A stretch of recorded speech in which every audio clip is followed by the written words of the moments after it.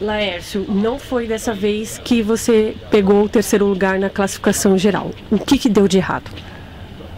Na realidade foi uma consequência do campeonato todo, né? A corrida em si hoje foi uma das que eu mais gostei no campeonato, assim, né? Que a pista parecia, que nem eu falei no começo, parecia que ia ser molhada, aquele negócio de sorte, né? Você pega um carro que você não consegue parar na pista e tal, mas a pista secou na hora e foi sensacional a corrida. Não deu para chegar em terceiro, estava muito atrás, não dava para chegar, né? Os pontos não dava para chegar. Mas a corrida foi espetacular para mim, foi uma posição muito legal. Eu rodei no começo, me envolvi num acidente lá, acabei ficando para trás e fui buscar, corri, consegui fazer a melhor volta da corrida, então para mim foi muito bom, foi muito legal. E é esse espírito que a gente quer que você fique, porque faz parte, né? Quando você entra numa disputa, um dia você ganha, outro dia você perde, e enfim, o importante é você estar vivendo esses momentos com o pessoal e eu acho que isso é bacana. Não, é muito bacana, assim, é gostoso. A competitividade, é esse nome aí que eu tentei falar, existe.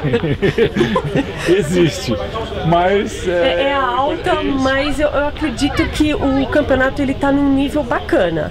Hoje, ouvindo aqui os bastidores, o pessoal comenta que as disputas foram acirradas. E eu acho que com muito respeito, a gente não teve nenhuma punição. Legal. Isso aí, acima de tudo, é muito bom você brincar. É assim, eu mereci, eu ganho, não mereci, eu tomo a minha punição, sei lá. Tem as duas partes das brigas, às vezes, assim, quando tem alguma punição, alguma coisa, tem as controvérsias, né? Mas você vê os números, você analisa e tira suas conclusões. Podemos errar na hora de punir, na hora de outra coisa, mas até isso faz parte, você cometeu com ele, ninguém é perfeito. Mas eu acho que tá tudo dentro do script que a gente sempre tenta fazer, é um negócio justo.